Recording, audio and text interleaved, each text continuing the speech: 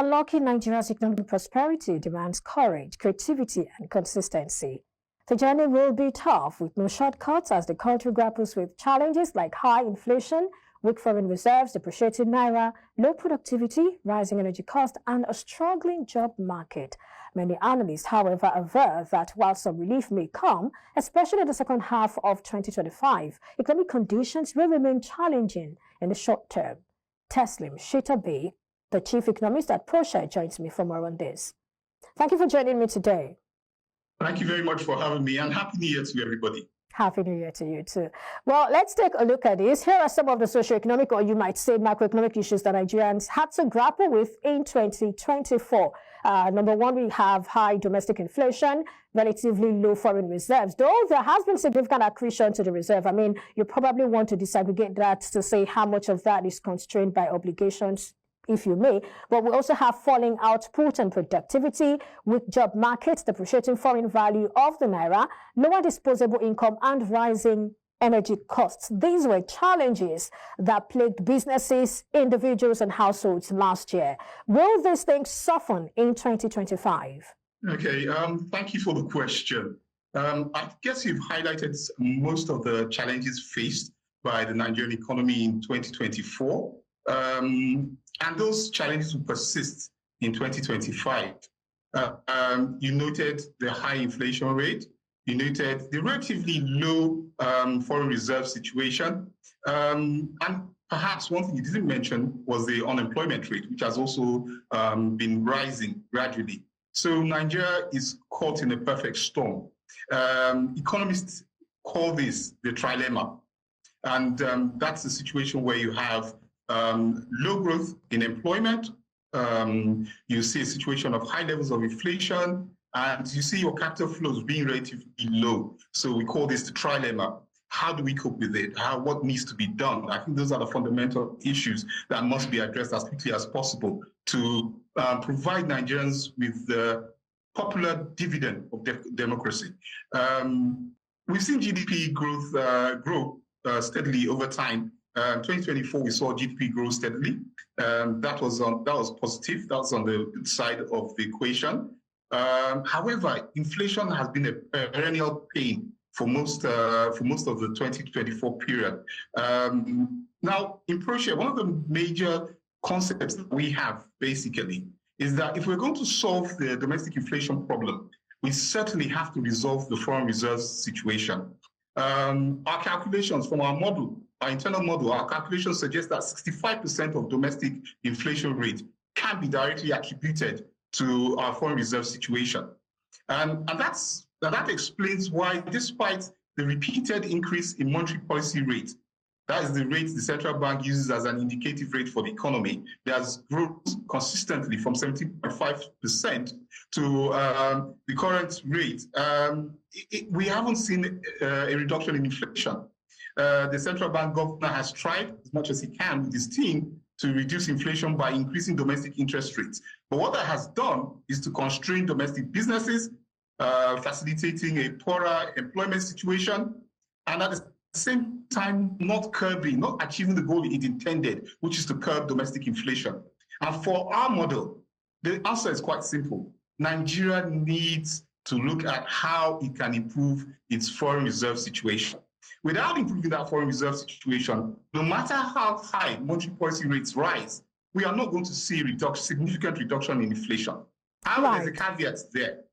The federal government has said that it intends to rebase, which means that it's not going into technical details. It's basically looking at a different composition of those things that constitute inflation and seeing how it actually now affects consumer price index in the country.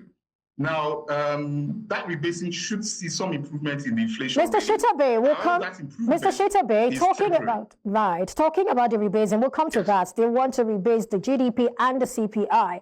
We'll come to that later. But still on foreign reserves, rather, some projections have said, the foreign reserves must rise by at least, 50% to $60 billion, while analysts' preferred level is between $80 billion and $120 billion for inflation to even get to the CBN's 21.4% target. Now, talk to us. How can this actually be achieved? You know, I mean, what I'm talking about now, how do we get to that 60 within this short period of time? Is it achievable? And some might also want to know the relationship between the two, you know, how the reserves sort of affect the inflation. Okay, great. That's a very interesting question. Most economists we've spoken to are rather skeptical about the ability to increase foreign reserves as quickly as possible. We have a different view. We have an optimistic view. And what we're saying is that the government simply needs to revision and reimagine the economy. What the government has done so far is to concentrate on what we call the income statement, expenditure and revenue. Or how much comes in from the oil and gas sector? How much comes in from the non-oil sector? Then we also look at how much are we spending on recurrent expenditure? That is on wages, salaries, maintenance of government properties, etc., etc. Our argument is we need to remove ourselves from that straitjacket, remove ourselves from income-centric approaches to fiscal management. What does that mean, basically? Simple. We have a balance sheet. And our argument is basically let the Nigerian nation, let the federal government use its balance sheet. Let me give you a typical example. A family has 3 houses, a Rolls Royce, and perhaps a Bugatti. However, as a result of the difficulties of the economic situation, it finds it difficult to have cash available to buy its daily needs. So what does the family do? Does the family go out and say, you know what, let's go and start working harder and see how we can get some more money in? No. The sensible thing to do for the family is to use its assets. You don't need to drive a Bugatti. You don't need 3 cars. You don't need the 3 houses anyway. So you only live in 1, right? So why not sell? And so our argument is this. The government should sell down its joint venture assets. It should also sell down idle assets. And then it should do something that it has not done. And it's not a problem of this government. It's a problem of governments over time. Why does Nigeria not have a public entity listed on an exchange in Nigeria, perhaps abroad? There is absolutely no public exchange listed on the capital market in Nigeria. You have a Saudi Arabian economy that has $450 billion in external reserves. Now, Saudi Arabia, a few years back, decided to take a small percentage of its Saudi Aramco company to the New York Stock Exchange. Currently, the Saudi Aramco shares on the New York Stock Exchange is valued at $2 billion, $2 trillion. So for us, I'm looking at the NNPC, and we're saying that can we get the NNPC to be listed on an exchange? And so we have an open market value for that asset. Several other idle assets that the federal government has in place that it can sell off. And when we talk about sell off, we're not saying sell off 100% of the asset. Saudi Arabia didn't sell off 100% of Saudi Aramco. What we're saying is that take a slice of that asset and sell it off. And we're talking about the joint venture agreements. Pare down the extent to which you have equity contributions into those JVs. You can pare it down, release dollars and use those. It's about releasing the dollars and using those dollars constructively to rebuild your foreign reserves and to stimulate development and growth in the country. For instance, I've heard you talk about $60 billion and I smiled. Why? Because as at 2007, when the President Olusegun Obasanjo was in power, was about leaving power, Nigeria had $40 billion in external reserves. It had an excess crude account fund of $20 billion, giving us a combined $60 billion in reserves. And most of these reserves were unencumbered by the forward commitments. Now, I'm sure we've all read the JP Morgan analysis for 2023, where we saw that, yes, we had a reserve of about $30 billion, but net reserves was just $3.7 billion. Now, that's not the kind of economy we need to stimulate growth, improve productivity, and reduce domestic inflation. If we're going to do that, our net reserve assets need to increase sizably.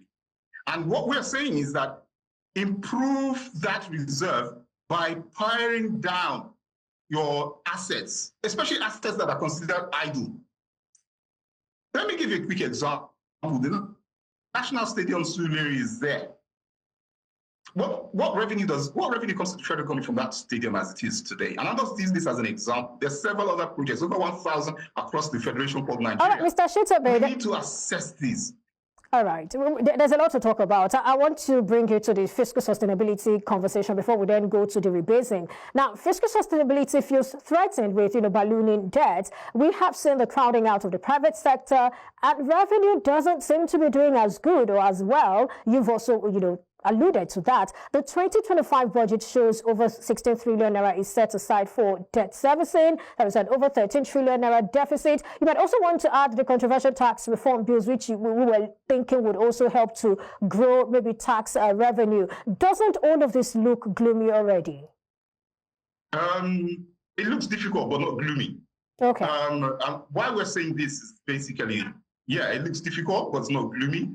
Obviously, we need to reduce debt servicing obligations. The United States of America has a total debt of over 1% of its GDP. However, its debt servicing is actually 8 to 9% of GDP growth. So in that context, when you have debt servicing as high as it is in Nigeria, it is obviously worrisome.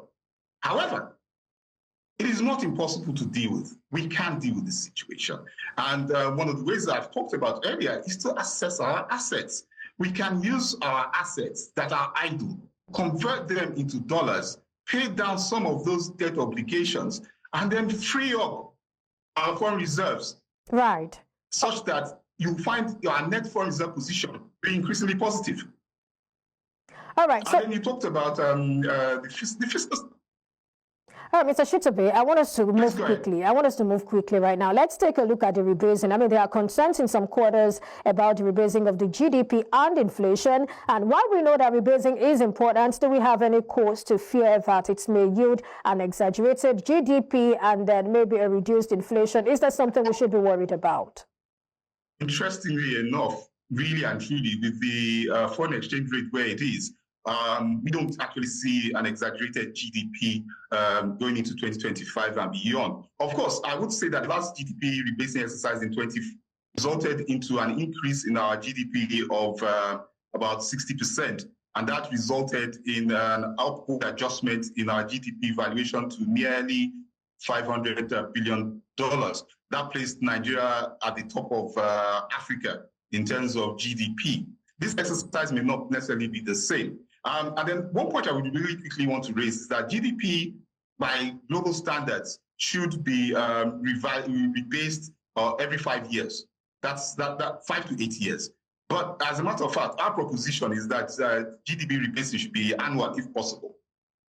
Because and because of the volatility that we see in the system, we would love to have a situation where we can rebase. So when I compare GDP in 2024 with 2025, I'm actually comparing apples and apples rather than apples and oranges.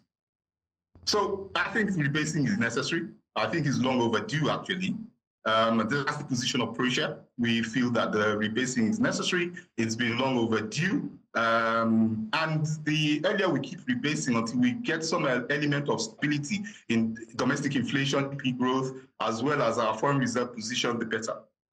All right, thank you so much, Mr. Teslim Shitta-Bey, Chief Economist, Proshare. I think we will have to end this here. Thank you so much for your time on the show today.